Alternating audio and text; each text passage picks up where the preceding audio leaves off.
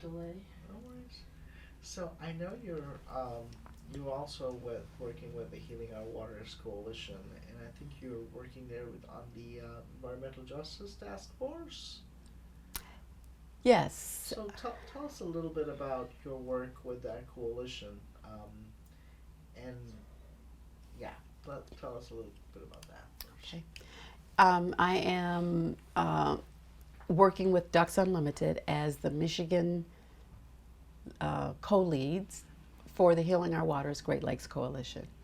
This is a coalition of 150, probably 150 plus organizations who do work around restoring and protecting the Great Lakes, or businesses whose business involves a healthy Great Lakes. So like boaters, right? People who, not just boaters like a personal boat, but like a charter boat, for example. Company, those are kinds of companies that might be members of the coalition.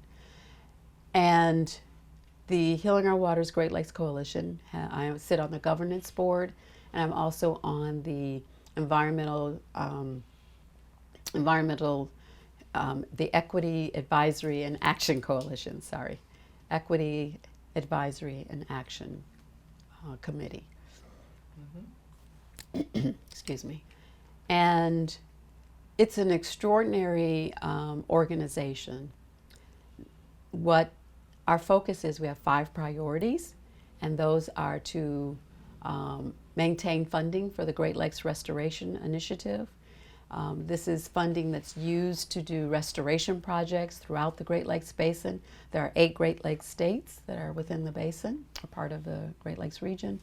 And so these funds go for projects throughout the region, all of the states. They've been vital to turning around like some waterfront properties. Say, for example, our waterfront here in Detroit. What was once, industrial, the backyard of our industry, is now this beautiful space where, accessible for all people to come and enjoy our water. Those are the kinds of things that these GLRI funds are paying for, that are making a difference throughout this state, and again throughout the Great Lakes region. So we're continually advocating for maintaining that funding or increasing that funding. Our other priorities are to keep the Asian carp out of the Great Lakes. The Asian carp are an invasive species that have been within the Mississippi River, heading north towards the Great Lakes, too close for comfort, and so we really need some type of barrier, permanent barrier ideally, to keep the Asian carp out. Wherever the Asian carp go, they destroy the ecosystem to the extent that they're eating food of other species, so they become the dominant species. There's no known predator for the Asian carp, so it's critical to keep them out. We have a fishing, hunting industry in Michigan, boating industry. People go out in their boats, want to go fishing. That brings millions of dollars into the region and to Michigan as well, of course.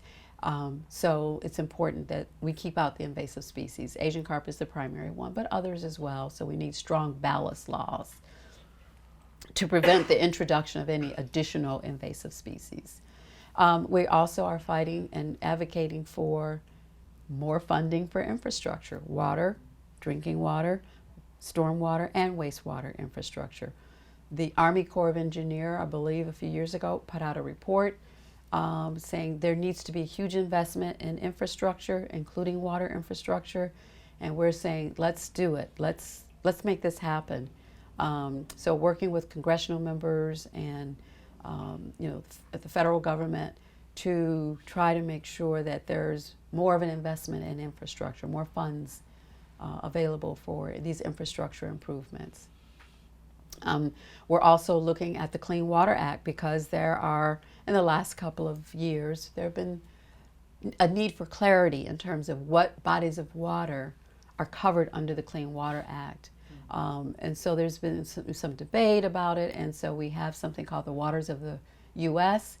to clarify what it means, what waters are covered under the Clean Water Act. We don't want to see any rollbacks. We don't want to see,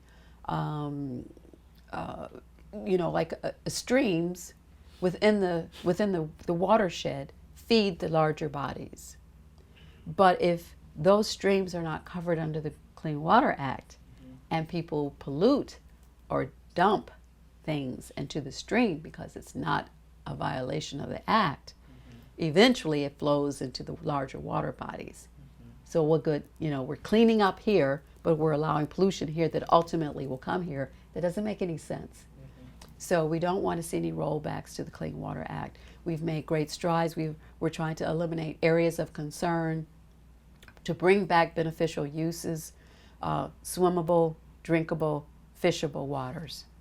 And so it's key to restore the damage, prevent future damage. And that's, so we're advocating for that as well as our priorities. And so it's a bipartisan coalition. We have in Congress a bipartisan cooperation around the Great Lakes, so it doesn't matter, Democrat, Republican, if you are part of a Great Lakes state, even some that are not, that understand the value of this water system. Again, 20% of the world's fresh surface water, but 90% of the fresh surface water in the United States. Most states, most municipalities in this country use groundwater as their drinking water source. The underground aquifers, you've heard about the Ogala aquifer that's been running out of water.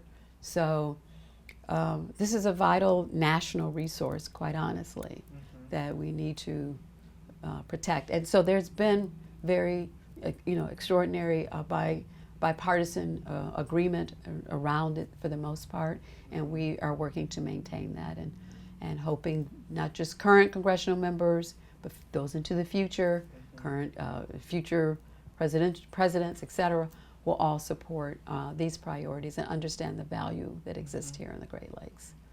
So the recent Healing Our Waters Coalition Conference, Michigan, Detroit, and Flint, and Toledo also, they all really played really huge parts.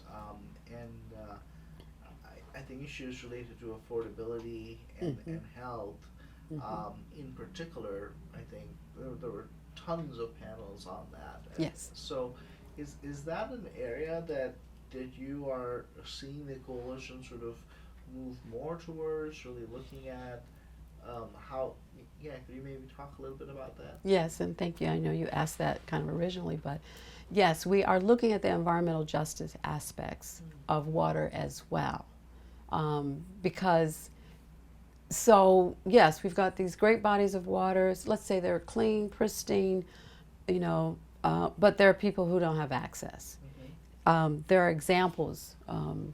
There's one city, not Detroit, who has said that their residents, black residents, African American residents, even though they're a bus ride away from Lake Michigan, don't feel like it's really a place for them, the beaches along Lake Michigan. Don't feel that it's really, those aren't for us. Those are for the other people. It's an unbelievable thing. It's like I heard it and I thought I'm not following. But there's a conditioning. Let's say you take the bus or drive to the beach on Lake Michigan, but you're harassed or in some way made to feel unwelcomed. And that becomes the conditioned, that you're now conditioned to not go there because you want to go to have a good time, to enjoy this water, this beach, this beautiful scenery. But you've not been welcome. So there are issues around how do we change that? We're spending this money, we're asking for this money to restore and protect a resource that some of our residents don't feel comfortable accessing or don't have the ability to access. It's not right. So we are working on that and looking at that issue and ways to change that. How do we address it? What are some things that can be done? What kind of messaging, what kind of relationships, coalition building can we do to change that type of thing? We have Flint, which really, it's, in my view, it's a crime scene, right? And there are people who are going to jail and have gone to jail because of it. This was something that should never have been. right? And so the linkage to me is a couple of things. The Flint River, although it's in better condition perhaps than when industry was, again, dumping into the waterways, it's still an unhealthy body of water. Mm-hmm. If that is then your source water, that's what happened, right? Flint changed to a different source water. Instead of the Detroit Water and Sewage Department providing them with water that comes from the Detroit River and Lake Huron, which are cleaner bodies of water, you're now using your old system, your Flint's switched to their water treatment plant, using Flint River as their water source, a contaminated body of water, and then did not use the proper processing of that, the cleansing process, the treatment process was flawed because they were trying to save money and didn't add a chemical or two. And we know the outcome of that is now you have a city, with the leaching of lead and the need to replace all the lead service lines, and also the damage to the health of the children and the people in the city. Should never have happened. And that's an environmental justice issue because it's a city that's, mostly poor. I don't know. Honestly, I don't know the statistics of Flint, but I know it's a fair size of African American, possibly, people living in poverty, again, because of disinvestment, the auto industry leaving and that kind of thing. And then you had the state government coming in and taking over with this emergency manager. So there's a pattern with when democracy is denied and you have people coming in a dictatorship type of role to say, you will do as I say, and it doesn't matter what your elected officials say. I'm here to manage in this emergency, and bad things happen. And we've seen examples of that here in Detroit. So, but the environmental justice piece of that, the racist part of that is that these things are only happening in communities where there's sizable black population. Would not likely to happen in places other than that. Or it hasn't happened. I'll put it that way. Maybe it would, but it hasn't. That's not what experience has shown us. And so those are environmental justice or injustice issues that have created further issues, right? You say you're coming in because it's an emergency, finances are bad, can't balance the budget, I'm going to come in, but now you've created something that's a total nightmare. So, there are things happening to try to help there. They're fundraising to build a water testing facility for the neighborhoods, for the community, who still have a level of mistrust, understandably, of the system. So when their water is tested and someone tells them it's clean, you can drink it, they're not quite so sure. So they're going to have their own testing facility, which is perfect, to try to build trust in the water in their system. But the Healing Our Waters Coalition is providing assistance. Some of our member organizations like Freshwater Future is very involved. They're a member coalition, so we're supporting that effort. We're listening, we're learning. What can we do? How do we contribute? And making sure that that's also part of the discussion when we meet with congressional members and presidential candidates, and asking, what's your position on these issues? These are important to us here in Michigan, here in the Great Lakes region, and we don't want to see this happen again. And will there be funding to support efforts to prevent this from happening again, or assisting people who have been harmed?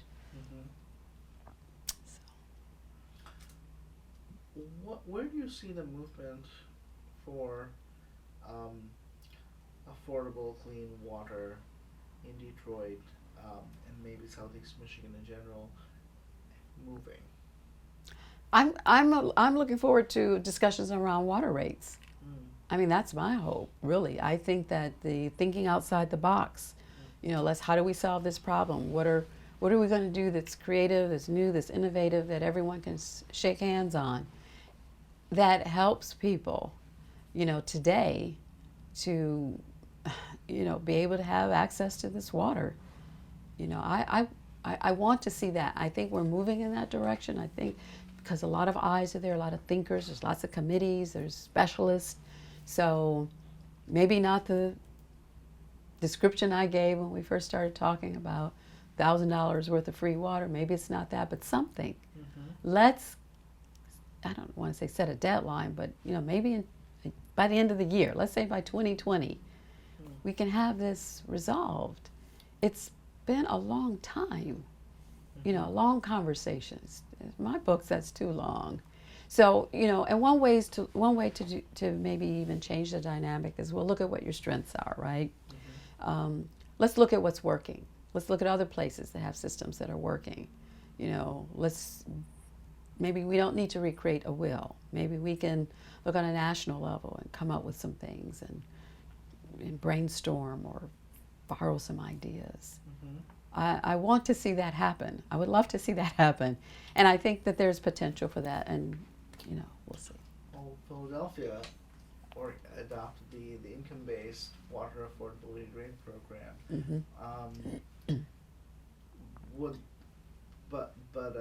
As far as I know, a lot of the administrators in the city especially have generally tended to argue against a similar income-based program. Is that an issue that you see perhaps some traction at maybe at the state level, or maybe even federal level, or is that something that the Healing Our Waters Coalition is trying to examine? We have members of the coalition who are very steeply involved in that. And it hasn't been brought to us like support this bill or support this initiative that I can think of, right? But it's a member of our coalition, and so where we can, I think we'll provide support. But again, I don't know support in what way. I'm not sure. I don't know. I've participated in conversations. I'd like to help facilitate conversations. I would be willing to do that if asked to do that, to try to, mediate a conversation, brainstorm ideas. I would love to be a part of that. But there are really probably greater thinkers, better thinkers on that than me. But if asked, I would definitely, kind of weigh in, throw it out, and see what we can come up with, see what we can find that works. I think parts of the Philadelphia plan, if I'm not mistaken, include rates for people who have disabilities, I think, or your elderly population, maybe families. And I think there's some elements of that. Maybe that $1,000 for, maybe it goes, I don't know.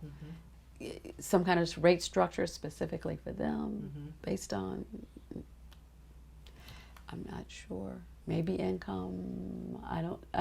I guess I shy away personally from thinking about the income base, because it's been, if you have a water department that's saying absolutely not, because we have this law, Bolt versus Lansing, that clearly in their mind says we cannot do this.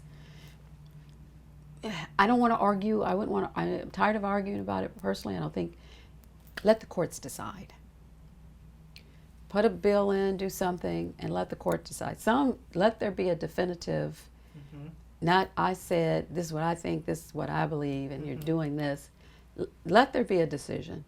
Somebody make a decision. Maybe a neutral, the courts, somebody needs to end that argument. Because it's either yes we can or no we can't. We need to know. Honestly, that's my thinking on that. How long can you argue a point? There needs to be a decision. Because people still need help. Right.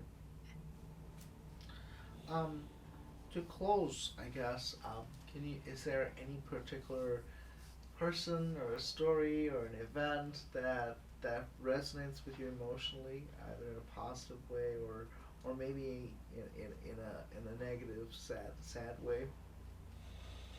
Around water insecurity.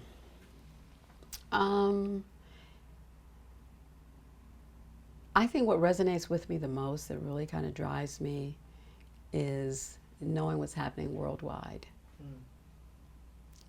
The local, I feel like we have issues we just need to fix. You know what I'm saying? It's not insurmountable. We have differences of opinions. Mm-hmm. But at the end of the day, we've got water. Mm-hmm. We have all this water, groundwater, surface water. Water surrounds us. Mm-hmm. Figure it out. Let's get together. But there are places in the world that don't have water. They don't have access. It's dry. Right. There have been drought conditions. There simply is no water.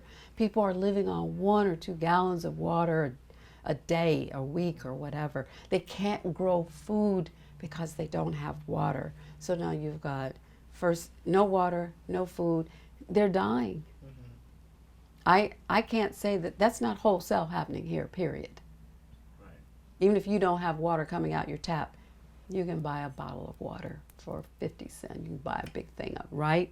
There's the bottled water. I hate the idea of bottled water. Plastic, there's a lot of plastic in our oceans. We need to deal with that. That's an issue. But you can do something. There are some options. They're difficult, but there are some options. People shouldn't have to go buy bottled water. I'm not saying that's, it's easy to go. I'm not saying that. I'm just saying that is available. There are places in the world that's not available. It's not there. It's not possible. They don't have it. And that is what drives me, really, is to say we are so fortunate. We are so blessed. Let's protect it. Let's make sure that we're not contaminating it with chemicals. I think fracking is kind of a nightmare thing. Why would you do that? Extract all this water, put a bunch of chemicals in it that you don't know what they are, and push it back into the ground to impact our groundwater? I simply don't see the logic of that. Especially when you have alternatives to energy. You don't need gas. You have wind turbines and solar panels. There are countries that are doing this, that are moving towards 100% clean energy. We don't have to destroy our water for this. We don't have to have pipelines that can bust buried in our water. So I think we need to protect this and understand this value, because we could be somewhere else where there's no water at all. Right. So let's not be, careless with the resource. So those, that kind of, again, reading about drought and water insecurity in other places makes me work harder here. To say we're lucky, but we can ruin this. Right. Let's not do it. Let's be smart. Well, thank you so much. You're welcome. Okay, so I'm gonna stop for a second and